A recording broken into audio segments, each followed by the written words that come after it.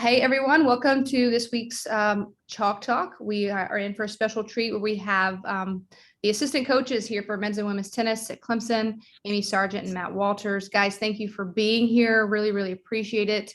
I'm looking forward to learning from y'all because I just feel like tennis is the sport of tennis is very far removed from what I'm very familiar with in the world of basketball. So thanks for doing this for us. I'm going to throw it over to Matt and let him introduce himself first. And then Amy, you go and we'll get into some questions. Awesome. Well, thank you for having me. My name is Matt Walters. I've been at Clemson for 2 years now, starting our third year here. I came from University of Central Florida in Orlando, where I spent 2 years. Before that, I was at Mississippi State for 1 year as an assistant. And then before that, I was at IMG Academy, working at voluntary tennis for 2 years as a traveling coach. And then I played at the University of Arkansas. I guess in between there and IMG, I started my own business. I ran my own tennis academy for kids. And then gave it up when we went to IMG. So that's kind of my playing history. Grew up in Arkansas, Jonesboro, Arkansas, and lived out my dream playing at the University of Arkansas. So that's kind of my background in playing and coaching. Go Hogs. Go Hogs. Hi everyone, my name's Amy, born and raised in England. I came to the States to play college tennis, played at Florida State for 4 years. I tried to play on the tour for a year after. It was a grind. Then I went back to grad school, got my master's degree in sports administration and decided I want to be a college coach. Volunteered at FSU for a year and then moved on. I was a year at New Mexico as an assistant and then 4 years at the University of Oklahoma. And now here I am serving my second year as the women's assistant at Clemson. And me and Matt are probably like 20 feet away right now. So living the dream. I always think that's so funny about Zooming. Like Caitlin is probably, I'm in the women's basketball offices and she's probably like a wall away. Hey, yeah. So that's great. I love that y'all have pretty different backgrounds, kind of got to Clemson, very different paths, which I always find really interesting about college athletics. I feel like it used to be a very traditional path, and now everybody's kind of got a little bit of everything sprinkled in there. So I think one of the questions that I sent you guys that we could start off that maybe is a good foundational question is like, what are the values that kind of form your foundation as a leader? Like, what are the things that you hold dear to your heart when you think about your leadership style? Maybe we go first. I'll go first. I think for me, high integrity and honesty are the top two values, because I feel like you have to do everything right to move forward. And trust is a big factor in that also. I think you have to develop the trust between player and coach in order to keep moving forward and buy into the process while maintaining high integrity. Yeah, for me, everything I do is based around my faith. And so my faith is the number one thing in my life. And from there flows my coaching style. So I would say faith, and then from there, loving my guys, tough love, hard love. It's all built on relationships, to where, going back to where Amy's talking about, if I love them hard and they see that I care about them, not only on the good days, but the bad ones as well, and love them through situations, burdens, just different things in their lives. They're going to open up and want to listen and trust what we're doing as a team and us individually as well. So I would say faith and love, and then the work ethic as well, all flows from that. So Matt, you kind of touched on this, our values definitely come from the life we've lived and our life experiences. And you talk about your faith being really important. So Amy, I'm curious as to where the integrity and honesty part comes from you, but how have you seen those? Have you seen your values change or have you seen them tested? Like, when do you find it hard in that leadership role to kind of live out those values consistently? I think my role has definitely changed over the course of time, depending on who my head coach has been. And I learned how how I like to do things, how I wouldn't like to do things, how I would maybe just change things here and there. And I think being in college athletics, where the integrity comes in is we're following the rules of the NCAA. And I like to do things the right way. I think the girls need to see what we're doing it the right way, and consistency is key, because athletes look and read into absolutely everything. If you look at them wrong, if you didn't say well done for this, or you call them up for this, they're like, what did I do? Like, they overthink everything. So I think this, like, maintaining the standard of what your program is. And for me as a coach, I've become a lot tougher in the last year, more so probably the last 3 months, because I've learned that what it takes to be a champion, it's holding them accountable to the highest standard with high integrity, trust in the process. And, like, you know, I think where it's becoming to change, and Matt said it's the tough love. I think that's where coaching and leadership and styles is forming. Is it's less, they don't care about what you know until they know that you care. And I think my number one philosophy is buy into the player, you know. And I think I'm very vulnerable with my girls. I build the trust. And what's hard about tennis is you're coaching as a team in a team environment, yet each player is different. There's a game style, there's 6 different game styles of 6 different girls. There's 6 different personalities. And so they're ticking boxes with what you want to do for that day. But if one player is not stepping up, the question is, do you call them out in front of everybody, or do you pull them aside and call them up individually? And I think, like, you have to pick and choose when those moments are right, depending on your relationship with the player. And obviously it's situational. I hear a lot of consistency coming out of your message. And I think that, like, showing up consistently every day, that goes a long way with players. And then also figuring out, like, okay, that honesty component, how's that best going to be received? Right? Because, I mean, honesty is only as effective as a delivery sometimes. And everybody kind of takes that hard truth differently based on how they're wired, their personality, and things like that. So yeah, I hear what you're saying. Matt, what you got?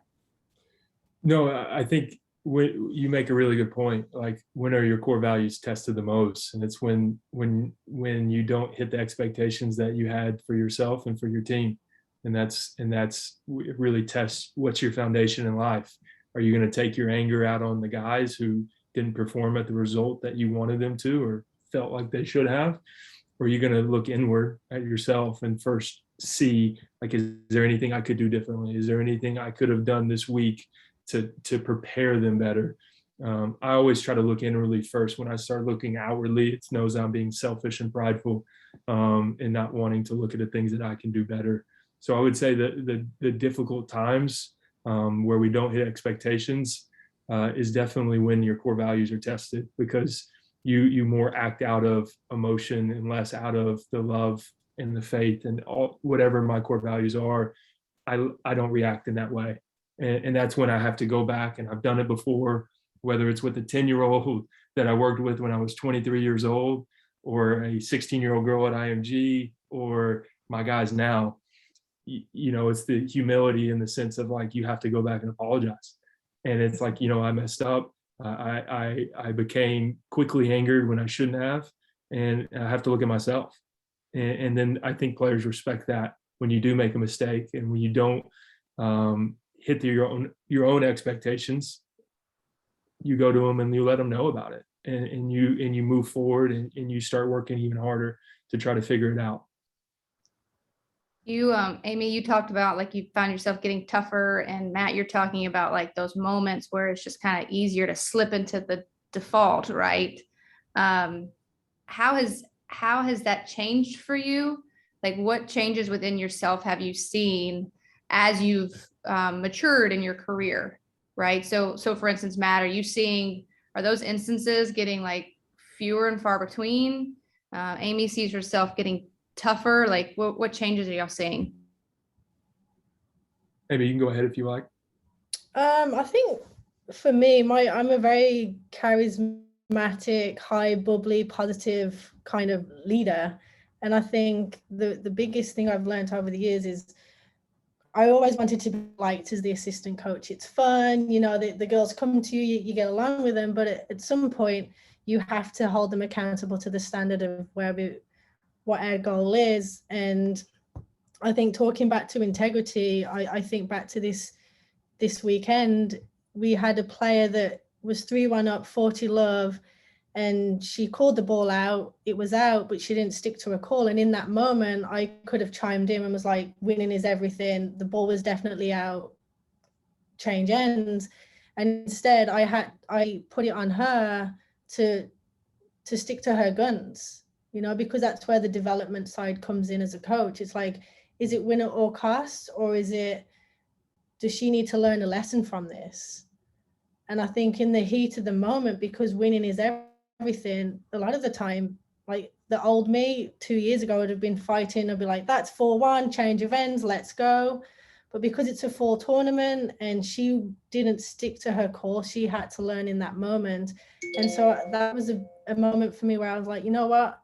I just helped her get better. In the moment, it didn't seem right because she lost the game. And then the next thing you know, she loses the set. But we can walk off that court and we had a discussion about, why did you think you lost that set? Because she wasn't focused. So now that's a learning moment for her, and that's a learning moment for me. I'm like, okay, we got better today, even though you didn't win. And I feel like that's tough love. And she was pissed at me at the change of ends, but you know what? My job we're not supposed to like each other sometimes. You know, it's the tough love. And then another example is a girl's playing down on the other court and she calls a ball out, excited to win the game. And I'm like, actually, the ball was good. It was a good point. The girl hit the line and gave the point away. So I think that's where I'm growing as a coach and as a leader, because it's about getting better, and how can we develop these players to become better versions of themselves and not focus so much on winning. Would you like me to go as well? Perfect. I think for me, those instances have gone down over the years of every year, every day of coaching, of these, I wouldn't call them big outbursts, but where you really get into a guy and from a bad behavior or disrespecting a teammate or whatever, right? It's that knee-jerk reaction that you want to stay away from as coaches. And I think it's because as I've gone on in life, I've stopped comparing myself with other coaches at the same level I am and what they're doing and what they're accomplishing, and stopped worrying about what other people thought about our success here or our success at UCF or Mississippi State or what we should be doing. And I think the flip side of that is priorities in life. Like if I know my faith is solid and I know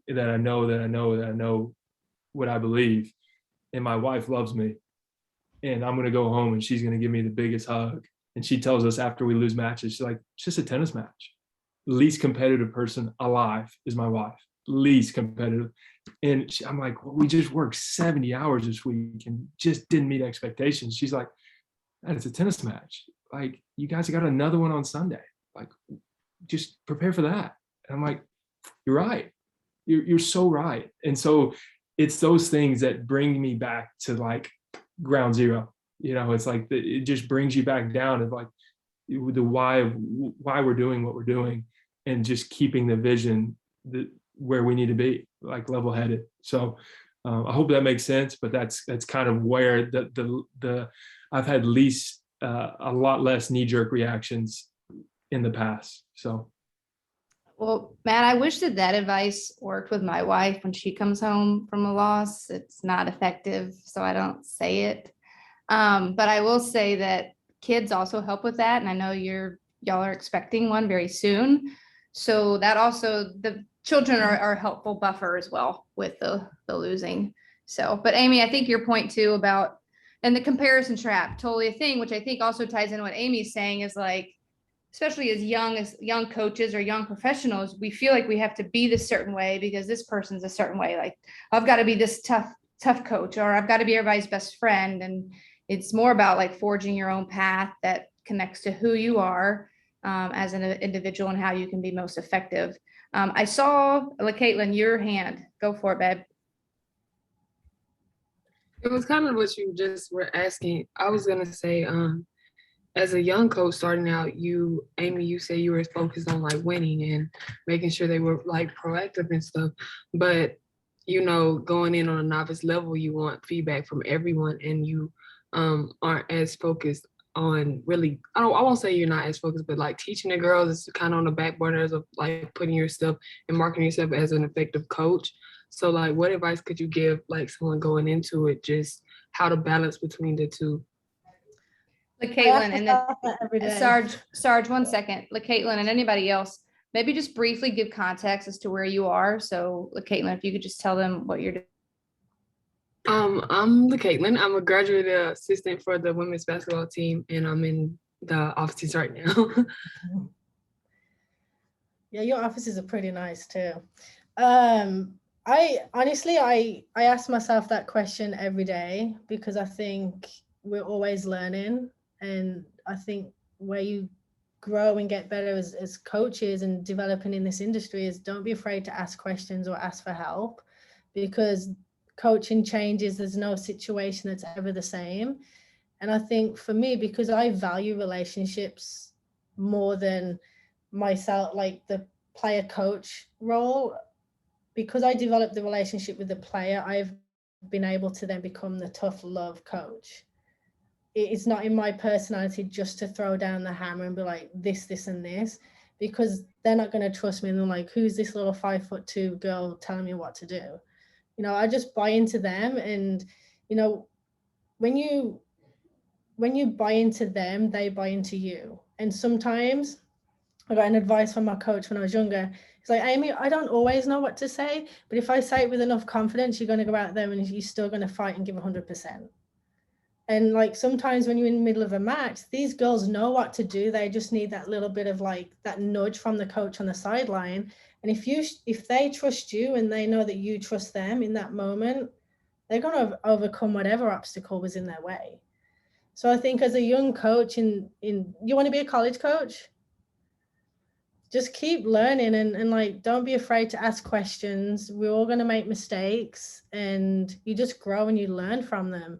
And the staff at basketball, they're awesome, and don't ever be afraid to reach out to myself or Matt or coaches in other sports. I've learned so much from basketball coaches, football coaches. And so yeah, just don't change who you are.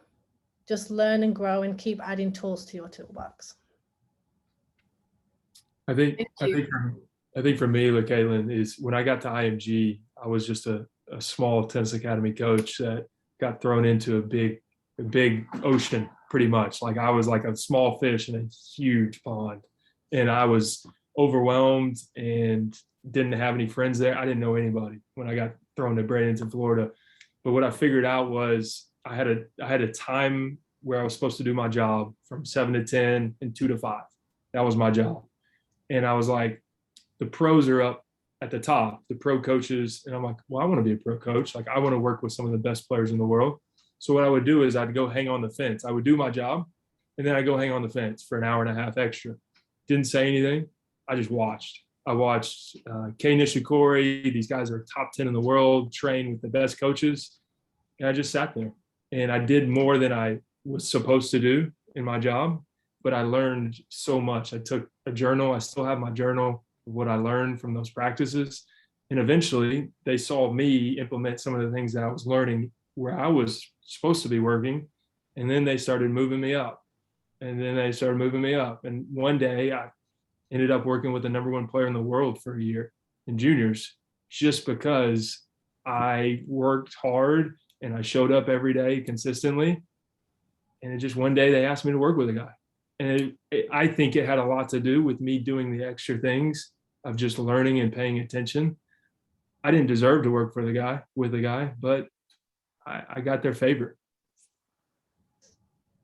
Chet, I Thank you. think I saw your hand go up, and then Craig put a question in the chat. So Chet, ask yours, and then we'll go to Craig. Sounds good. Thanks, Jana. Hi, Amy and Matt. My name's Chet. I'm currently up in Philadelphia right now, and I'm finishing up my first year in the MSAL program. So I really appreciate you guys giving us some of your time so we can learn from you.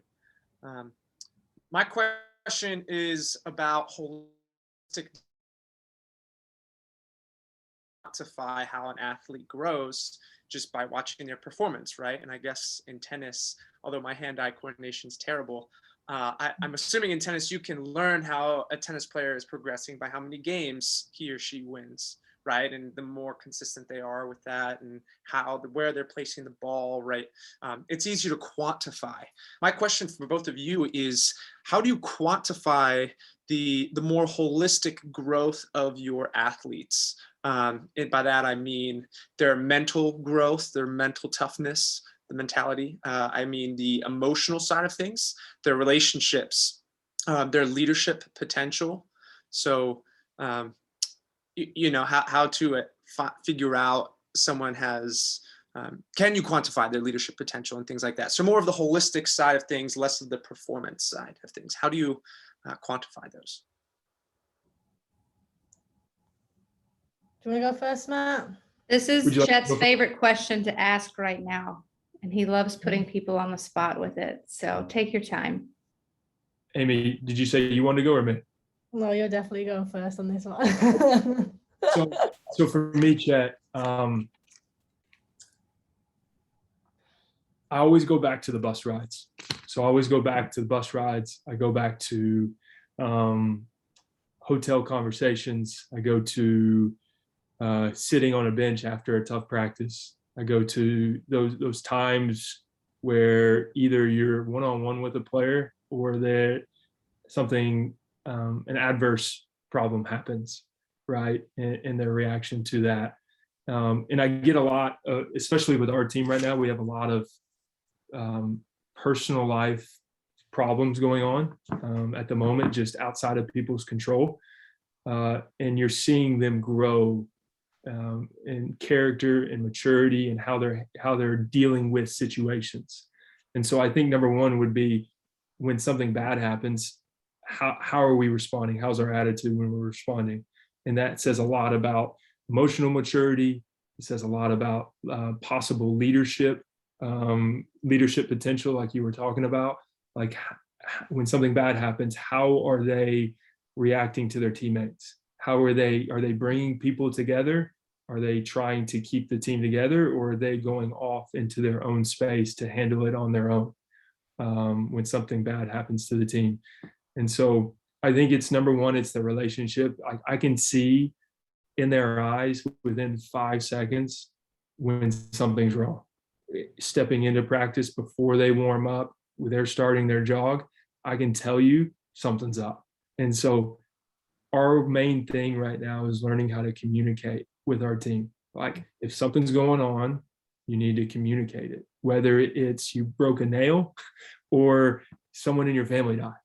Like it's communicating. Now, that doesn't mean that we're going to use that as an excuse to not practice well today, but it is something to where if one of your family members has passed away and I'm coaching you hard and I'm coaching you to where I know you can be, and you just can't hit it on that day, there's a reason for that. And so I think it's that relationship side. It's when things, putting our players in adverse situations to see how they react to them is a real test of the emotional maturity. Just for an example, this past weekend, we played dual matches against Miami and Vanderbilt and Auburn. And our guys, for the first time since we've been here, pushed through, and they were tougher than the other team. They outlasted the other team physically, mentally, emotionally. The behavior is what we've been training for 2 years, and that was it. That was it. And that's a very good test of sitting back as coaches and watching, because it's a fall. It's not our main season. It's like, where are we? And that was a great test of that. So I think number one, communication. Number two is adverse situations to test, put them to the test, even if they don't deserve it. Like put them in a situation to see how they're going to respond. Are they going to come together as a team, or are they going to split apart and go in their own little worlds? And then the third thing is obviously, with the results and seeing how they react to success and failure. Matt, you should do a TED talk. That was good. I I definitely watch your TED talk. I think again it comes down to relationships. You have to buy into the relationship of your players and your athletes. And what I love about tennis is we have a lot of one-on-one time with our girls. We have team practice and we have individual practice, and we get at least 1 hour a week with each player. And again, it's buying into them and figuring out what they value. What is their true motivation? Is it the TikTok post? Is it to get a win? Is it, I want to be an All-American? Everybody has different motivations. And I think once you figure out what each person, what motivates them, that's how you can become a better coach and you can read them better. So like we have some girls that just love, the grind and the hustle and then like the big yelling. And we got some girls that just are quiet and just get along. And then you got some girls that actually need to go off to the side of the court and smash a racket. And like, it's understanding where they're at. And so like the buying, like Matt said, it's the bus rides. It's, how are they holding their head when it's a set all? What are they doing when their teammates are playing and they're done with their match? It's the details. And I think, we have vocal leaders, we have silent leaders, we have leaders that are number 1 on the team. Then you got a leader that's number 8 on the team fighting for the spot that's doing everything right. And so I think the culture is the utmost important aspect of building a successful program. And if you don't have the culture down with your values, what are they? Then I think it just comes down to winning and losing, and you're just going to get stuck at a crossroads, because what is life at that point? And I think one thing that I've learned as a player and as a coach is, who are you if your sport was taken away? So if tennis was taken away from me tomorrow, who's Amy Sargeant? I'm from England. I have a great family. I got a little dog. His name's Gizmo, and I just love to be around people. That's who I am when tennis is taken away. So your sport doesn't define who you are. And so I think the whole holistic approach as a coach is, who are you beyond tennis? How can I help you become a better human being? How can I help you get the dream job that you're applying for? How can I help you become a great teammate? And those are more important than winning and losing. I'd rather spend 3 hours getting to know my girls over a coffee than making them do a 20-ball drill, because sometimes you've just got to pull away from the tennis and like just listen to them. And the more that we listen, the more that we learn. Yeah, really cool. Thank you, Amy and Matt. What I'm hearing you guys say is quantifying that holistic growth is hard, but one way to do it is getting to know your athletes individually in a one-on-one setting and maintaining that relationship throughout their time with you. Did I understand that correctly? Yeah, cool. Thank you for your answers. It makes me think, Chet, like if you could, unbeknownst to them, right? Like if you had a set of questions that you could ask them at the beginning of each 4 years, like do your own like pre-post maybe, but it's the same questions, and then track their answers, like, and center the questions around self-awareness. Like who, kind of what Amy's talking about, like, who are you? Like, how would you describe yourself? That kind of thing, and track those things. And I would think another thing would be too, is to track their mistakes and see if they're repeating the same mistakes, or if the mistake changes, or what type of mistakes are they making. And then the other thing I thought of was, as they get older, and you're about leadership, is like, are the new kids or the younger kids coming in and attaching themselves to that person, right? And that's kind of where Instagram comes into play. They all love to like repost stuff and like, oh, here's my mini me. Like, are they taking the people under their wing? Are the new kids gravitating towards them as, if you don't want to say leaders, but influencers at the very least, right? So those are a couple things. Yeah, very cool. Thanks. I'm interested in the answer to that question too. So, all right. So Craig, do you want to ask your question, or do you want me to ask it for you? You can ask it, but yeah, go ahead, go for it. Okay.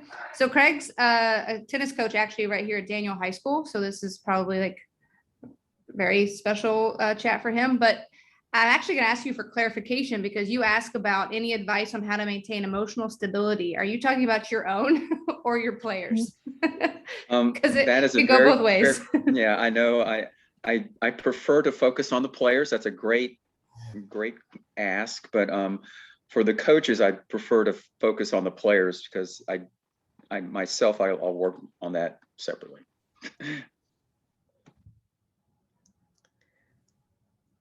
Well, I guess I'll go first, seeing as I coach young females too. I think you just have to stay positive. Again, relationship with your girls, you know, what do they value? What motivates them? Are having a good day, having a bad day? They got tests this week. How's things at home? There's a lot of different things that come into play. And I think sometimes girls just want to play, you know, and you just got to put the focus on hitting the ball and staying positive. And sometimes it's like, what do you feel like doing today? How can we find the middle ground? You know, someone to be pushed and just get after it, and someone to take it easy. And then you're like, okay, well, we'll take it easy, but first we got to do this, this, and this, you know, and kind of meet them halfway. But again, I think high school tennis players just got to make it fun, stay positive, have a goal. If that's to win, beat the local rivalry, whatever it is, you know, have something that's tangible to them. But yeah, positivity, I think that's the way forward, in my opinion. I think as coaches as well, you can't always just push, like from a scheduling aspect. Like, so we're in charge of schedule. So for example, we don't have a tournament for 2 weeks and we just got off of the tournament. So it's learning how to balance, like there's certain things you want to push for and hard. Maybe it's character traits, maybe it's more video, maybe it's, you know, from a physical and from an accountable perspective. Like there's certain things we're always going to keep accountability on. You're going to be on time, you know, you're going to show up to class. Like there's certain things. And I think for you is in high school tennis, it's like, you know, knowing your season and knowing your schedule. If you're always doing 3-hour practices and you're holding them accountable for every ball, and it's just like emotionally they're going to get drained from that if there's not like peaks and valleys to your scheduling and to your training blocks and to your, you know, to your conversations with them and things like that. And so I think it's that, the scheduling part and knowing when to push really hard and when to like keep your accountability, but also know that you know, they're human beings as well. And so you got to give them a little bit of a break from a physical aspect. And then secondly, I think it's just what we've been talking about, is your relationship and knowing a little bit off today, you know, and then, you know, pulling them aside or whatever, talking to them after practice, say, hey, what's going on? You know, what's, you know, depending on your relationship. You might want to reframe it a little bit, because I mean, coaching 14 to 18-year-olds, no, regardless of gender, I don't know if stability is like maybe what we should be striving for. But I mean, I was 15 once, so I feel like I can say that. But maybe talking about like, how can you create emotional safety, and how can you create safety in your environment so that they feel when they come into the space that their emotions are okay, right? And giving them opportunity to have a voice in the space and to share and be open and vulnerable. That might be a more like tangible step-by-step process for you in creating that environment, rather than the stability, because so much of that's going to be out of your control with what they're going through every day and what they're dealing with in their bodies.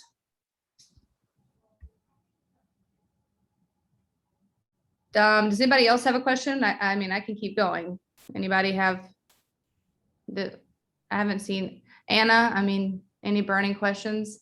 Are you in the tennis facility too? Yeah. Okay. Between Matt and I. So how would you describe, we've talked about this a little bit, right? But how would you describe like your specific role as an assistant coach, right? You've talked a little bit about building relationships with the players, but how does it relate in, you know, with as it pertains to your head coach? You're also, you know, recruiting a lot, so you're out on the road, but like, how would you describe the role of an assistant? Matt, you want to go? I can go. So I've been an assistant at 3 different places three different head coaches, three different personalities. And I can tell you the biggest thing, the most important thing for me is to fill in the spots to where my head coach maybe doesn't have the time to do it, or he's not as strong in those areas. It's to complement him.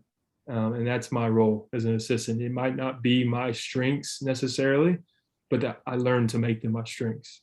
I work hard to make them, to support him. Everything I do is to support him. Everything I do is to have his back. And so I do a lot more office work now than I did at UCF. At UCF, I did all the individuals. I did most of the traveling. Robbie likes to travel. He's one of the best recruiters in the country by far. And so I recruit. That's kind of what I've always hung my hat on, is the development and the recruitment side. I do a lot more of care logs now, and academic and compliance, and a little bit more of the dirty work, if that makes sense. And I love it because I know it helps him, and I know it helps him because he has more pressure on him than he does on me, than I have, because head coaches, there's just more pressure as a head coach. And so I try to fill in the spots to where the head coach doesn't have the time for it, or maybe is not as successful at that, and I go from there. Like, Caitlin, do you have a follow-up question for Matt? I just saw your hand go up, or is it a new topic? It's kind of both. Okay, But I didn't go want to ahead. end with Amy wanted to go. Amy wanted to answer the question. Yeah, I can go real quick. Very similar to Matt, 3 different programs, 3 different head coaches, and very different personalities. I've kind of gone from one end of the spectrum to the other, and now I'm in that in between. And actually my role now is reverse of Matt. So my previous job, I was more the administrative role, doing the carol logs, the scheduling, all the dirty work. And again, my job as an assistant is to help the head coach make decisions. And I like to think why we do things, and I like to ask, why are we doing this, Joe? Can you explain to me this? Or I almost help my head coach come to her own decision by asking her questions about her own decision, if that makes sense. So if she's thinking something, well, I'll be like devil's advocate of like, okay, let's scenario play. If we go with this decision, what's it going to look like?